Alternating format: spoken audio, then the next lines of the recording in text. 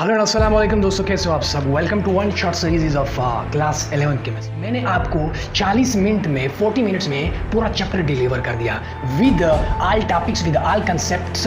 मैंने थ्योरी भी आपको बताई और न्यूमेरिकल्स भी आपको बताई। Law of conservation of mass कहता है कि ना हम मास को क्रिएट कर सकते हैं, ना हम मास को क्या कर सकते हैं, डिस्ट्रॉय कर सकते हैं। रिएक्शन जिसमें रिएक्टेंट की मास और प्रोडक्ट की मास इक्वल होती है, वो law of conservation of mass को भी एक साइंटिस्ट, एक chemist, Italian chemist Amedeo Avogadro, उन्होंने एक नंबर इंट्रोड्यूस किया। ये कुछ इंपॉर्टेंट फार्मूलाज हैं इस चैप्टर्स की। ये 3 फार्मूलाज अगर आपने सीख लिए तो आपने इस चैप्टर के 50% को सीख लिया, क्योंकि तो इसमें नंबर ऑफ पार्टिकल्स क्या होंगे, इस तीनों के नंबर ऑफ पार्टिकल्स क्या होंगे, वो सेम हो गए। It is the statement of Avogadro law.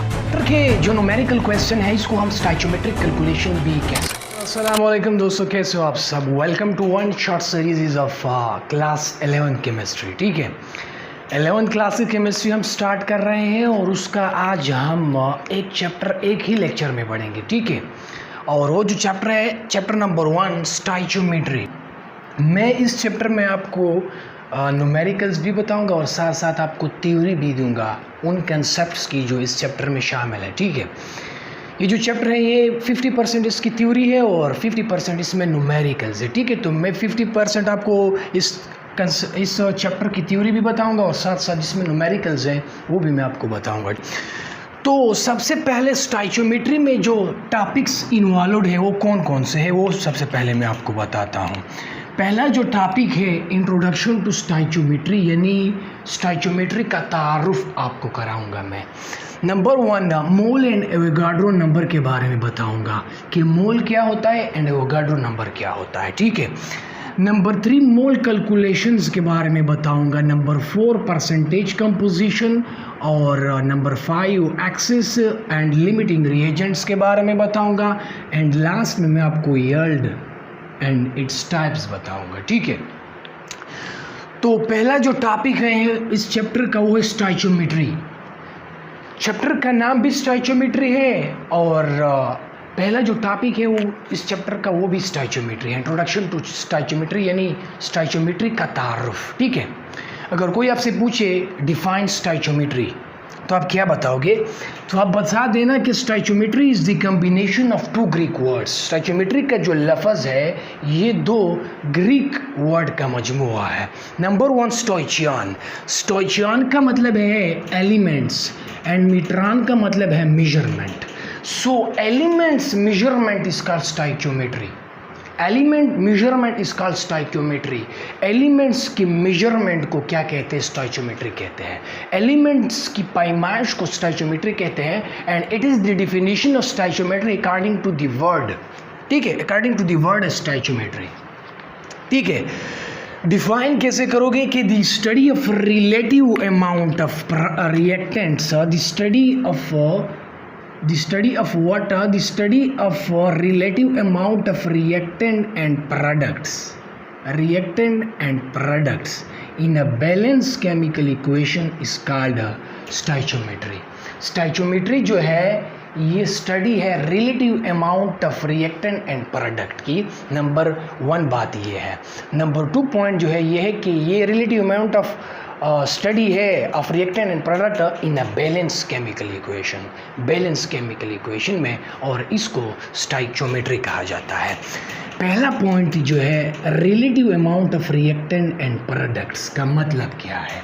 इसका मतलब ये है कि रिएक्टेंट और प्रोडक्ट के दरमियान रिलेटिव स्टडी करना, यानी आपको अगर किसी ने बोला कि मुझे 2 मोल ऑफ आयरन सल्फाइड बनाना है, ठीक है, 2 मोल ऑफ आयरन सल्फाइड बनाना है, 2 मोल्स ऑफ आयरन सल्फाइड बनाना है, इसके लिए मुझे कितना आयरन और सल्फर लेना पड़ेगा।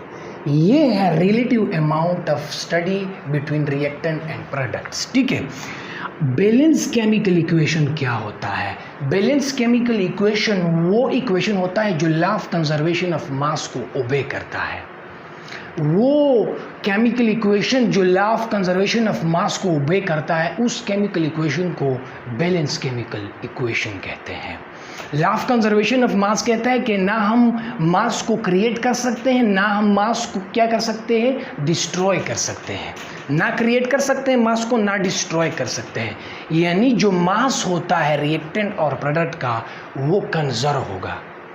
रिएक्टेंट का मास और प्रोडक्ट का मास क्या होगा, कंजर्व होगा। और जब मास कंजर्व होगा, जिस केमिकल इक्वेशन का मास कंजर्व होगा, उस कांस्टेंट होगा, उस इक्वेशन को बैलेंस केमिकल इक्वेशन कहते हैं। ठीक है, मैं आपको समझाता हूँ बैलेंस केमिकल इक्वेशन। ये जो इक्वेशन मैंने लिखा है यहाँ पर, ये क्या है, ये बैलेंस केमिकल इक्वेशन है।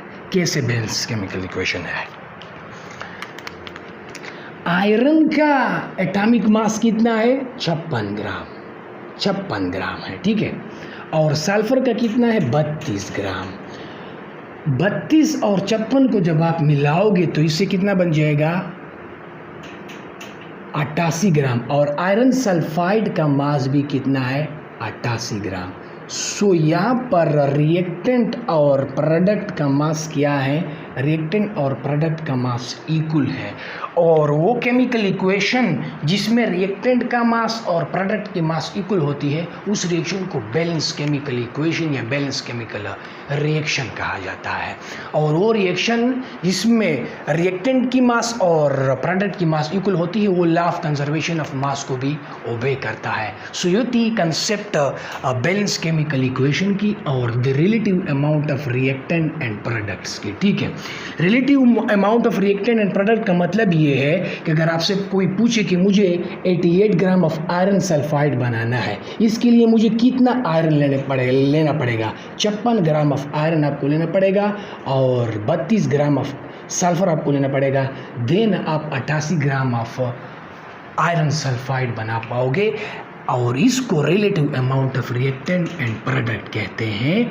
और relative amount of reactant and product को हम स्टडी करते हैं एक बैलेंस केमिकल इक्वेशन में, और इसको हम स्टोइचियोमेट्री का नाम देते हैं।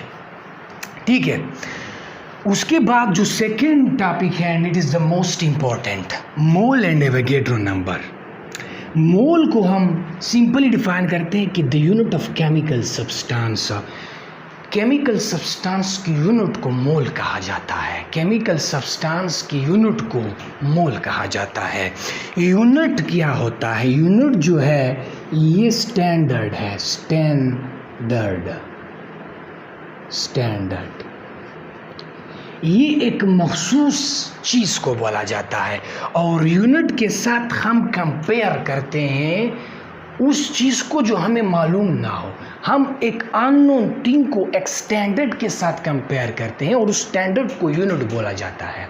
ठीक है, लाइक आपके पास शुगर है। ठीक है, आप शुगर जो है वो अननोन है, आप उसकी कंपैरिजन करते हो किलोग्राम के साथ, केजी के साथ आप इसकी कंपैरिजन करते हो। ठीक है, अब जो कंपैरिजन आप करा रहे हो एक यूनिट के साथ, और यूनिट स्टैंडर्ड होता है, वो मालूम होता है, वो नोन होता है। जब आप एक अननोन चीज़ की एक नोन चीज़ के साथ कंपैरिजन करते हो, तो जो नोन चीज़ होता है उसको क्या बोला जाता है? यूनिट बोला जाता है, वो स्टैंडर्ड होता है। और अननोन थिंग जो होता है वो अननोन होता है, और इस प्रोसेस को मेजरमेंट बोला जाता है। ठीक है, इसी तरह ये जो मोल है, ये एक यूनिट है केमिकल सब्सटेंस की। इसका क्या मतलब है? इसका मतलब ये है कि हम केमिकल सब्सटेंस को कंपेयर करते हैं मोल के साथ, क्योंकि मोल एक यूनिट है।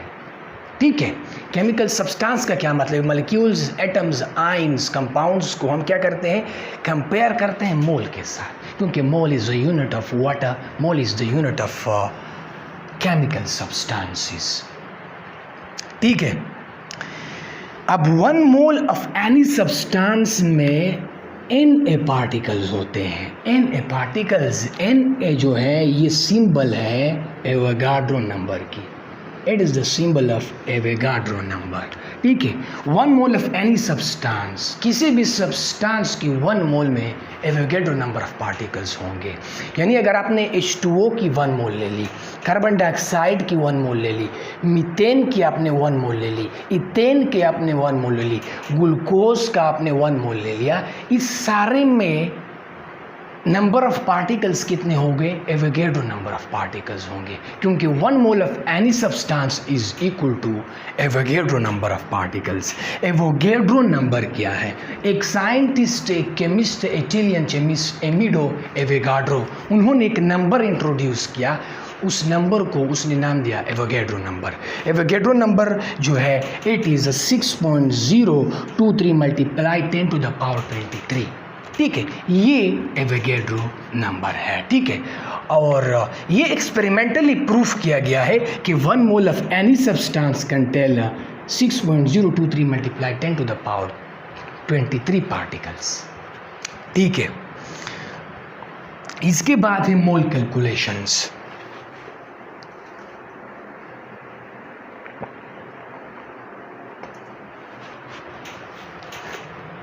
मोल कैलकुलेशंस क्या होते हैं? ये कुछ इंपॉर्टेंट फार्मूलाज हैं इस चैप्टर्स की। ये 3 important formulas. Moles is equal to mass in grams divided by molar mass. Number 2, mole is equal to particles divided by Na यानी Avogadro number, and moles is equal to volume at STP divided by molar volume. ये 3 formulas अगर आपने सीख लिए तो आपने इस chapter के 50% को सीख लिया, क्योंकि इसमें जितने भी न्यूमेरिकल्स हैं ये इन्हीं फार्मूलाज पर होते हैं। इन फार्मूलाज का मतलब क्या है, इससे हम कैसे मोल कैलकुलेशंस करते हैं। मोल्स आपसे पूछा जाएगा, आपको मास दिया गया होगा एक कंपाउंड की, लाइक आपको 20 ग्राम ऑफ H2O मास दिया गया है, ठीक है, 20 ग्राम ऑफ H2O दिया गया है, ठीक है। अब आपसे पूछा जा रहा है कि इसमें नंबर ऑफ मोल्स कितने होंगे, तो आप इस फार्मूला से मालूम करोगे। आप क्या करोगे, 20 ग्राम आपको दिया गया है, ये आपको गिवन होगा, 20 ग्राम आप यहाँ पर लिख लोगे और मोलर मास ऑफ H2O आप यहाँ पर लिख लोगे, तो आपको नंबर ऑफ मोल्स मालूम हो जाएंगे 20 ग्राम ऑफ वाटर में, ठीक है। नंबर 2 फार्मूला जो है, अगर आपको पार्टिकल्स दिए गए हैं, ठीक है, आपको पार्टिकल्स दिए गए हैं एक कंपाउंड की और आपसे पूछा जा रहा है कि इस पार्टिकल्स में कितने नंबर ऑफ मोल्स होंगे, तो आप इस फार्मूला से मालूम करोगे, ठीक है। इस पर मैं न्यूमेरिकल्स करूँगा जब हम इस थ्योरी को ख़त्म करेंगे, ठीक है। और अगर आपको वॉल्यूम दिया गया हो, ठीक है, वॉल्यूम दिया गया हो कि इसमें कितने नंबर ऑफ पार्टिकल्स होंगे, तो आप इस फार्मूला से मालूम करोगे। वॉल्यूम को आपने यहाँ पर लिखना है और मोलर वॉल्यूम ऑफ कंपाउंड लिखना है, और इससे आपको नंबर ऑफ मोल्स आप फाइंड कर पाओगे, ठीक है। यहाँ पर एक टर्म है STP। STP का मतलब है स्टैंडर्ड टेम्परेचर एंड प्रेशर।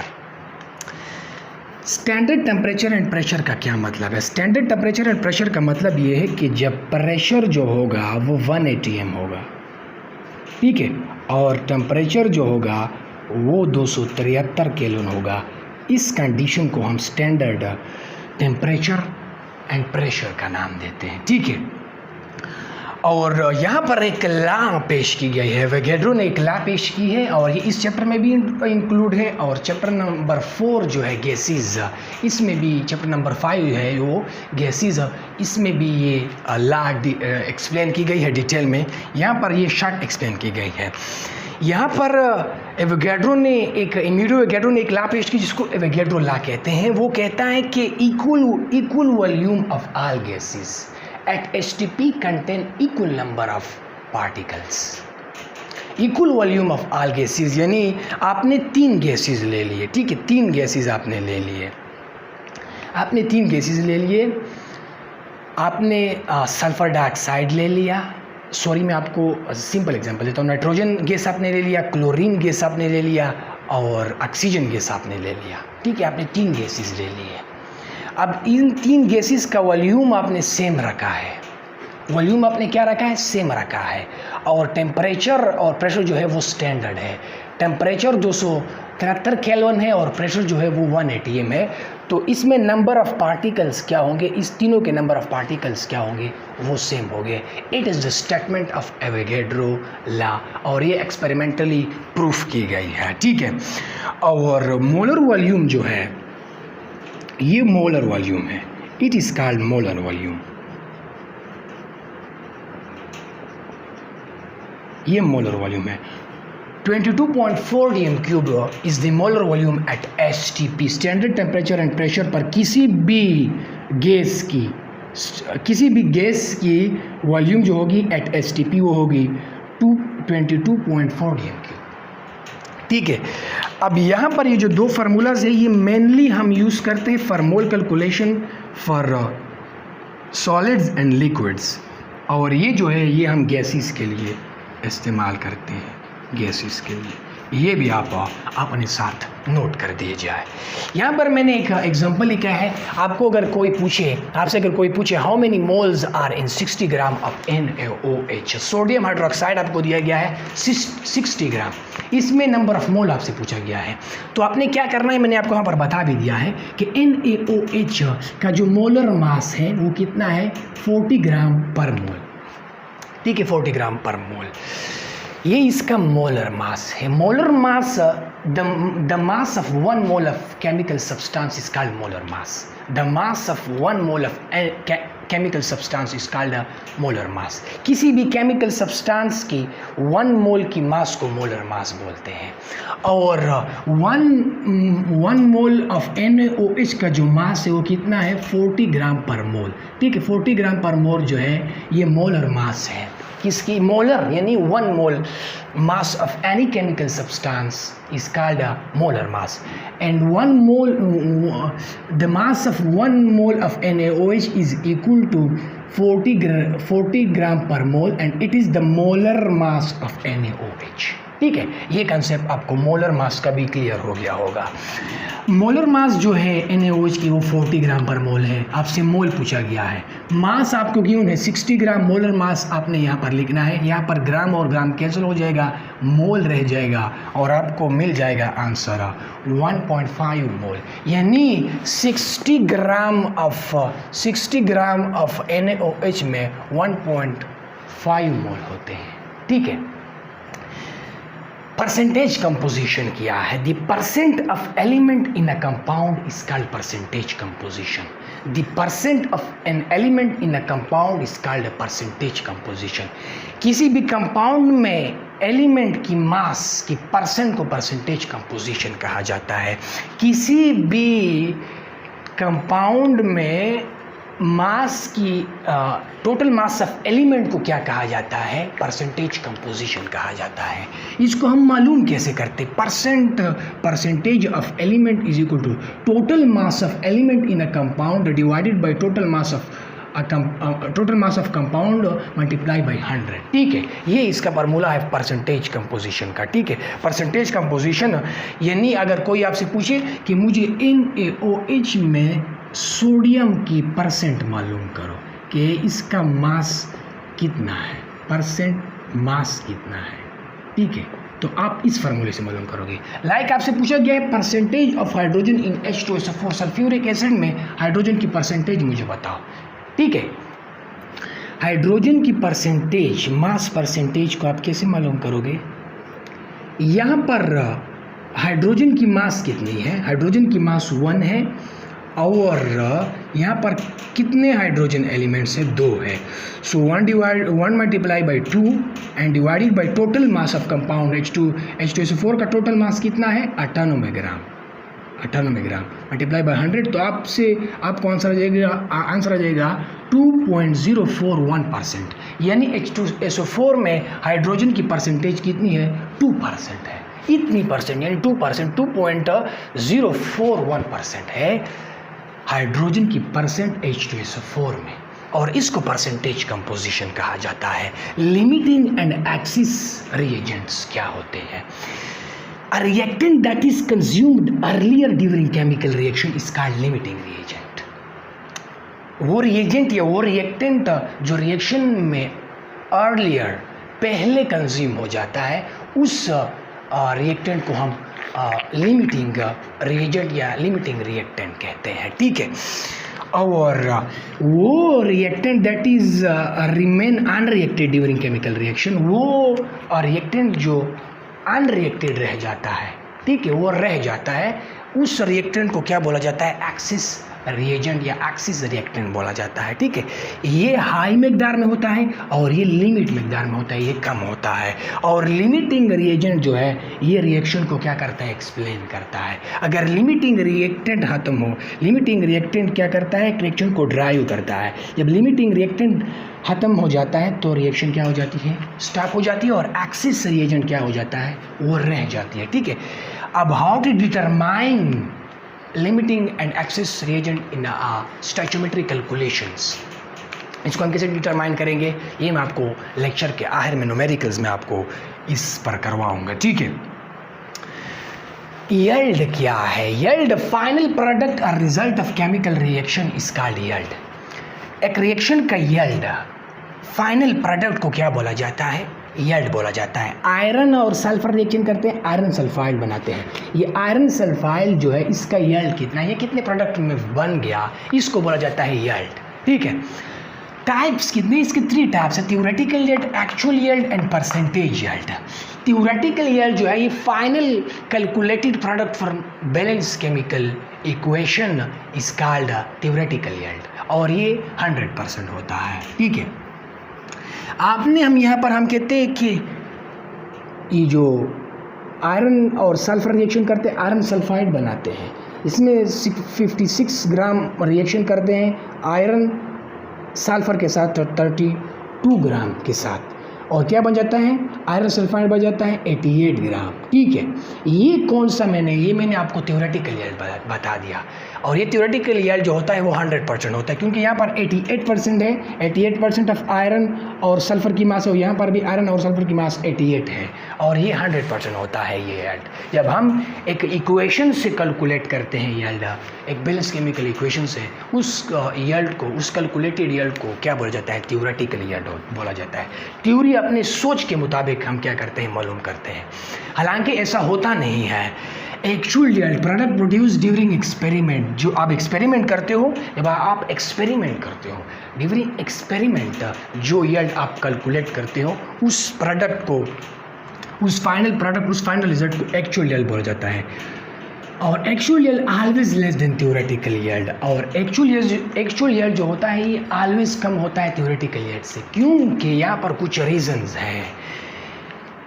किसी भी रिएक्शन का यील्ड 100% नहीं हो सकता, क्योंकि कुछ रीजंस है, साइड रिएक्शन की वजह से, एरर की वजह से यील्ड क्या हो जा सकता है, डिस्टर्ब क्या हो जा सकता है। ठीक है, साइड रिएक्शन कभी हो जाता है, कभी इंसान से गलती हो सकती है, उस गलती की वजह से और साइड रिएक्शंस की वजह से थ्योरेटिकल यील्ड कम हो जाता है, और उसको फिर हम क्या बोलते हैं, एक्चुअल यील्ड कहते हैं। ठीक है, परसेंटेज यील्ड क्या है, एक्चुअल यील्ड और थ्योरेटिकल यील्ड की जब हम परसेंटेज निकालते हैं उस यील्ड को परसेंटेज यील्ड बोला जाता है, और इसका फार्मूला जो है actual yield divided by theoretical yield multiply by 100 is the formula of percentage yield, जिसके ज़रिए हम परसेंटेज यील्ड को मालूम करते हैं। ठीक है, ये भी मैं आपको, इसके भी न्यूमेरिकल्स में आपको बताऊँगा। And it shows efficiency of chemical reaction, ये एफिशिएंसी ऑफ केमिकल रिएक्शन को भी जाहिर करता है। ठीक है, तो यहाँ पर तो थ्योरी के लिहाज से इस चैप्टर में मेरे याद से कुछ भी नहीं रह गया होगा। अच्छा, स्टोइचियोमेट्रिक कैलकुलेशन, स्टोइचियोमेट्रिक कैलकुलेशन उस कैलकुलेशंस को बोला जाता है जो बेस्ड होते हैं बैलेंस केमिकल इक्वेशन पर। वो कैलकुलेशन जो बेस्ड होते हैं बैलेंस केमिकल इक्वेशन पर, उस कैलकुलेशन को स्टोइचियोमेट्रिक कैलकुलेशन बोला जाता है। ये जो कैलकुलेशन है ये एक बैलेंस केमिकल इक्वेशन है, और इसमें जो हम कैलकुलेशंस करते हैं ये कैलकुलेशन स्टोइचियोमेट्रिक कैलकुलेशन, इसको स्टोइचियोमेट्रिक कैलकुलेशंस कहते हैं, और ये स्टोइचियोमेट्रिक कैलकुलेशन हम स्टोइचियोमेट्री में हल करते हैं। ठीक है, और मैं अब आपको कुछ न्यूमेरिकल्स बताऊंगा इस चैप्टर के, and they are very important. इस चैप्टर के जो न्यूमेरिकल क्वेश्चन है इसको हम स्टोइचियोमेट्रिक कैलकुलेशन भी कह सकते हैं। ठीक है, क्योंकि स्टोइचियोमेट्रिक कैलकुलेशंस वो कैलकुलेशन होते हैं जो बेस्ड होते हैं बैलेंस्ड केमिकल इक्वेशन पर। वो कैलकुलेशन जो हम करते हैं फ्रॉम बैलेंस्ड केमिकल इक्वेशंस, उस कैलकुलेशन को स्टोइचियोमेट्रिक कैलकुलेशन बोलते हैं, और स्टोइचियोमेट्रिक कैलकुलेशन को हम स्टोइचियोमेट्री में डील करते हैं, स्टडी करते हैं। ठीक है, जिसमें पहले आता है मोल मोल कन्वर्जन, दूसरा आता है मोल मास कन्वर्जन, एंड तीसरा आता है मास मास कन्वर्जन। ठीक है, यानी मोल को मोल में कन्वर्ट करना, कन्वर्जन का मतलब है कन्वर्ट करना, ठीक है, कन्वर्ट, ठीक है। यानी आपको मोल्स जो होंगे, मोल्स वो गिवन होंगे और रिक्वायर्ड भी आपसे क्या होगा, वो भी मोल्स में होंगे, ठीक है। मोल दिया होगा और मोल में आपसे मोल्स रिक्वायर्ड होंगे, ठीक है। कैसे, ये मैं आपको समझाऊंगा। एग्जाम्पल यहाँ पर मैंने लिखा है एक balance chemical equation. Potassium chlorate की हम डिकम्पोजिशन करते हैं और इनसे बन जाता है पोटाशियम क्लोराइड एंड ऑक्सीजन। और ये हम क्यों करते हैं, ऑक्सीजन की प्रिपरेशन के लिए। ऑक्सीजन की प्रिपरेशन के लिए हम पोटाशियम क्लोरेट की डिकम्पोजिशन करते हैं, इसको हम डिकम्पोज करते हैं, टूटते हैं, इसको हम टूटते हैं और टूटने से क्या बन जाता है, potassium chloride and oxygen gas, ठीक है। और इस ऑक्सीजन गैस के लिए हम इस रिएक्शन, इस प्रोसेस को करते हैं, ठीक है। पोटाशियम क्लोरेट की डिकम्पोजिशन होती है और इनसे बन जाता है क्या, potassium chloride and oxygen gas. अब क्वेश्चन ये है यहाँ पर कि आपके पास पोटाशियम क्लोरेट जो है वो 10 मोल्स है, 10 मोल से कितना ऑक्सीजन बनेगा। पोटाशियम क्लोरेट जो है वो आपके पास 10 मोल्स है। अब इन पोटाशियम क्लोरेट की डिकम्पोजिशन से कितनी अमाउंट ऑफ मोल्स में ऑक्सीजन बनेगा, यानी मोल्स, अमाउंट ऑफ मोल आपने कैलकुलेट करनी है ऑक्सीजन की, कि कितने अमाउंट ऑफ मोल्स में आपके पास ऑक्सीजन प्रिपेयर होगा, प्रोड्यूस होगा। आपने अब कैसे करना है, आपने इस बैलेंस केमिकल इक्वेशन को देखना है, बैलेंस केमिकल इक्वेशन को। यहाँ पर पोटाशियम क्लोरेट जो है 2 मोल्स में है, 2 मोल ऑफ पोटाशियम क्लोरेट आपको 3 मोल्स ऑफ ऑक्सीजन दे रहा है। 2 मोल्स ऑफ पोटाशियम क्लोरेट आपको 2 मोल्स ऑफ ऑक्सीजन दे रहा है। यहाँ पर पोटाशियम क्लोरेट की अमाउंट कितनी है, 2 मोल है, और ऑक्सीजन आपको कितना दे रहा है, 3 मोल्स ऑफ ऑक्सीजन गैस आपको दे रहा है। अब 1 मोल ऑफ पोटाशियम क्लोरेट आपको कितनी अमाउंट ऑफ ऑक्सीजन देगी। आपने इस 2 को यहाँ लाना है, इसको डिवाइड करना है 3 divided by 2 moles of O2, यानी 1 मोल ऑफ पोटाशियम क्लोरेट आपको कितना अमाउंट ऑफ ऑक्सीजन देगा। तो इनसे बन जाएगा 1.5 मोल, यानी 1 मोल ऑफ पोटाशियम क्लोरेट आपको कितनी मोल में ऑक्सीजन दे रहा है, 1.5 मोल ऑफ ऑक्सीजन दे रहा है, ठीक है। 1 मोल ऑफ पोटाशियम क्लोरेट आपको 1.5 मोल ऑफ ऑक्सीजन गैस दे रहा है, ठीक है। अब 10 मोल ऑफ पोटाशियम क्लोरेट आपको कितना मोल्स ऑफ ऑक्सीजन देगा। आपने इस 1.5 को 10 से मल्टीप्लाई करना है एंड देन आपके पास आ जाएगा 15 मोल ऑफ ऑक्सीजन। यानी अगर 10 मोल ऑफ पोटाशियम क्लोराइड की आप डिकम्पोजिशन करोगे तो उनसे 15 मोल ऑफ ऑक्सीजन बनेगा, 15 मोल ऑफ ऑक्सीजन गैस बनेगी।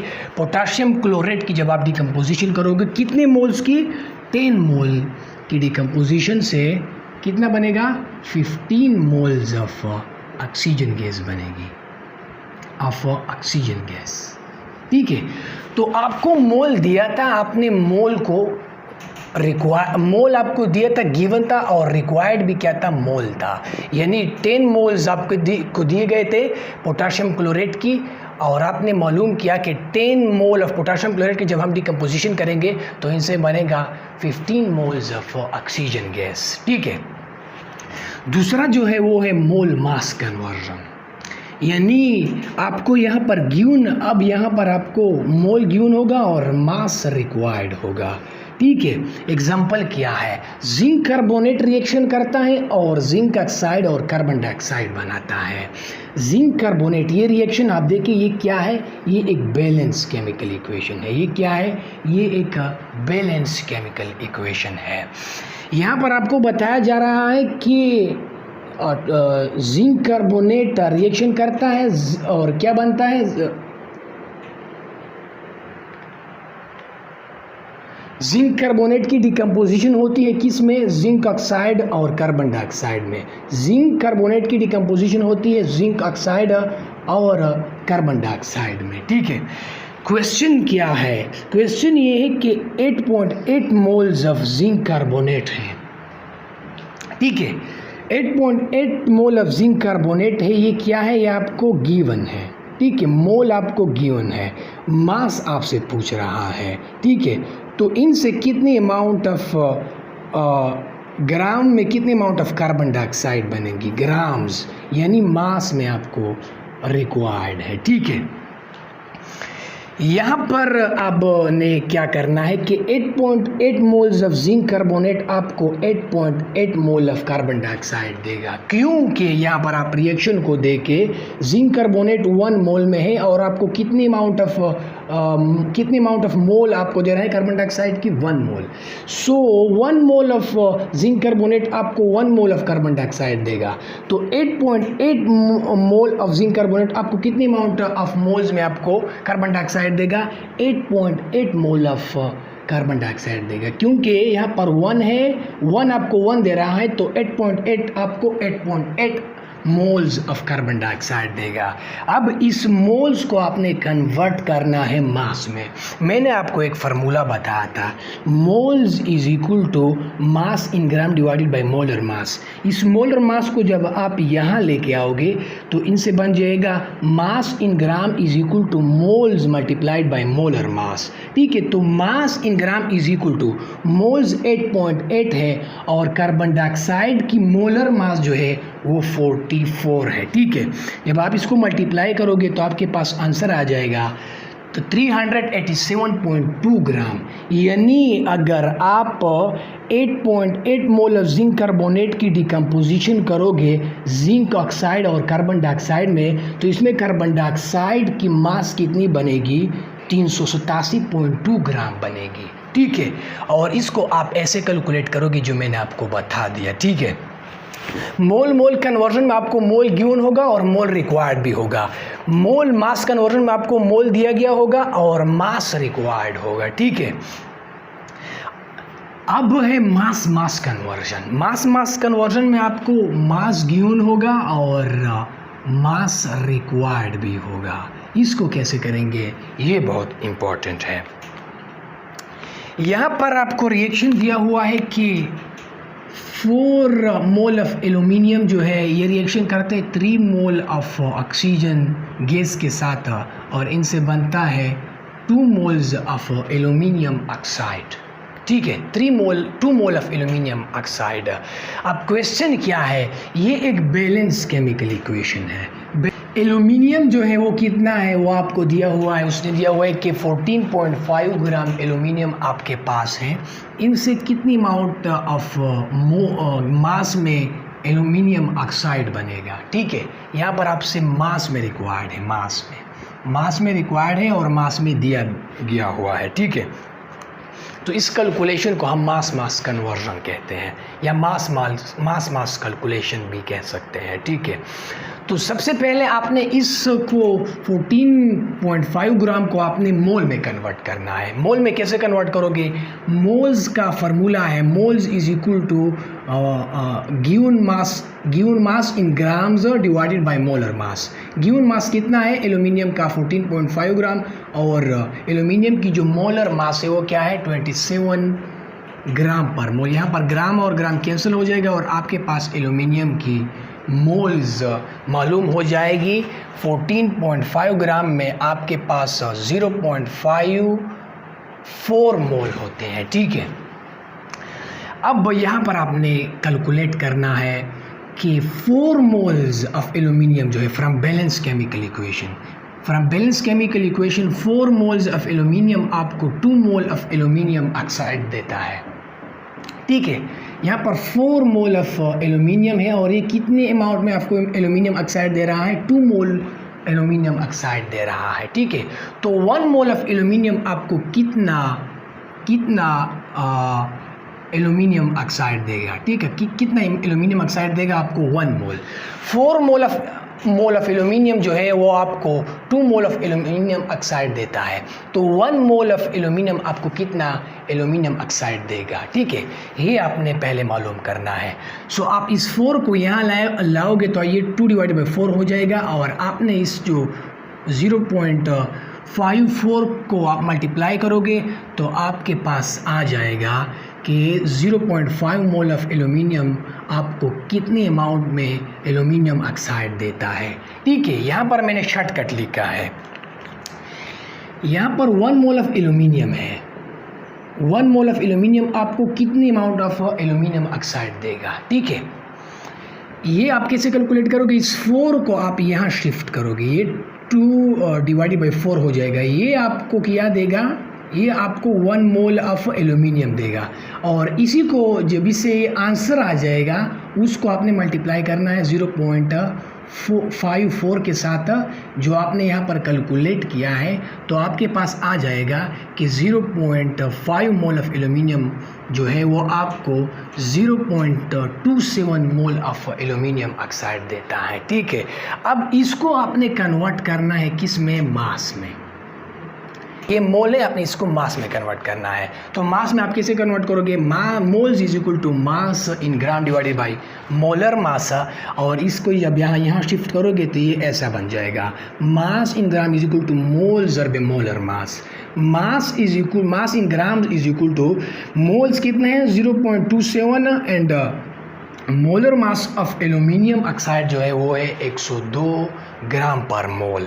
ठीक है, जब आप इसको कैलकुलेट करोगे, मल्टीप्लाई करोगे इसके साथ, तो आपके पास आ जाएगा 27.54 ग्राम ऑफ एल्यूमिनियम ऑक्साइड।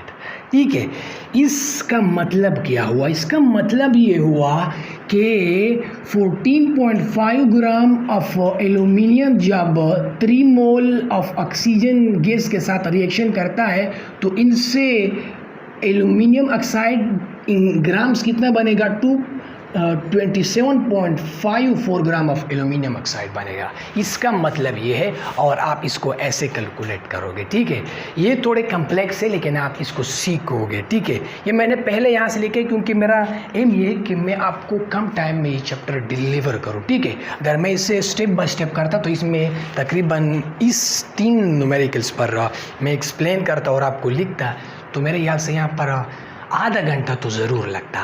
अब जो है determining limiting reagent and excess reagent in a balanced chemical equation, आपने कैसे डिटरमाइन करना है, कैसे पहचानना है कि ये लिमिटिंग रिएजेंट है और ये एक्सिस रिएजेंट है अगर कोई आपको एक रिएक्शन दे दे। ठीक है, तो यहाँ पर मैंने एग्जाम्पल दिया है, एग्जाम्पल नंबर 4, कार्बन डाइऑक्साइड और H2O जब रिएक्शन करते हैं तो इनसे बनता है कार्बनिक acid.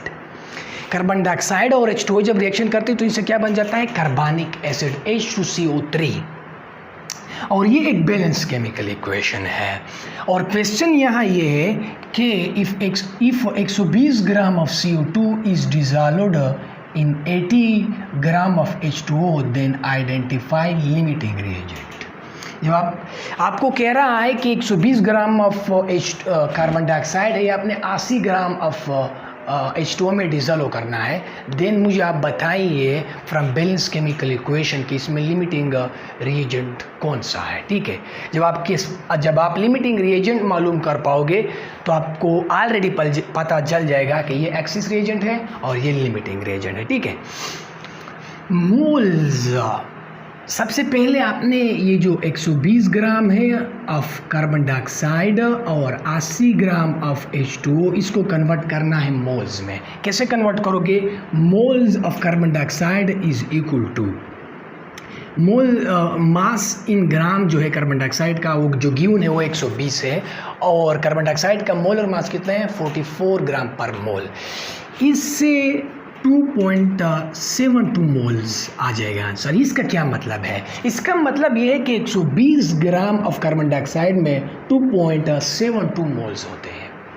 120 gram of carbon dioxide में 2.72 मोल्स होते हैं। मोल्स ऑफ H2O भी आपने मालूम करना होगा। ठीक है, मोल्स यहाँ पर 80 ग्राम ऑफ H2O आपको गिवन है और H2O की जो मोलर मास है वो 18 ग्राम पर मोल है। ठीक है, अब इसको आप क्या करोगे, इसको जब आप कैलकुलेट करोगे तो आपके पास आंसर आ जाएगा 4.44 moles of H2O in 80 grams of H2O। इसका मतलब ये है कि 80 ग्राम ऑफ H2O में 4.44 मोल्स ऑफ H2O होते हैं। ठीक है, इसका मतलब ये है। देन आपने एक इक्विवेलेंसी पर आना है। इक्विवेलेंसी क्या कहती है? वो कहती है कि ये रिएक्शन कहता है कि 1 मोल ऑफ कार्बन डाइऑक्साइड जो है वो जब 1 मोल ऑफ H2O के साथ रिएक्शन करते हैं तो वो आपको 1 मोल ऑफ कार्बनिक एसिड देता है। दोबारा 1 मोल ऑफ कार्बन डाइऑक्साइड जब 1 मोल ऑफ H2O के साथ रिएक्शन करता है तो वो आपको 1 मोल ऑफ कार्बनिक एसिड देता है। ठीक है, तो 2.72 मोल ऑफ कार्बन डाइऑक्साइड जो होगा वो आपको 2.72 मोल्स ऑफ H2CO3 देगा, कार्बनिक एसिड देगा। क्योंकि 1 जब आपको 1 दे रहा है तो 2.72 आपको कितना देगा? 2.72 ही देगा। ठीक है, और अब यहाँ पर आपने देखना है कि 4.44 मोल ऑफ H2O जो है वो आपको 4.44 मोल्स ऑफ कार्बनिक एसिड देगा। क्योंकि यहाँ पर 1 मोल ऑफ H2O आपको 1 मोल ऑफ कार्बनिक एसिड दे रहा है, तो 4.44 मोल ऑफ H2O जो होगा वो आपको 4.44 मोल्स ऑफ कार्बनिक एसिड देगा, क्योंकि ये रिएक्शन बताता है ये। ठीक है, तो अब यहाँ पर आपने देखना ये है कि ये आपने देखना है यहाँ पर एक्सिस अमाउंट में कौन सा है और लिमिटिंग अमाउंट में कौन है।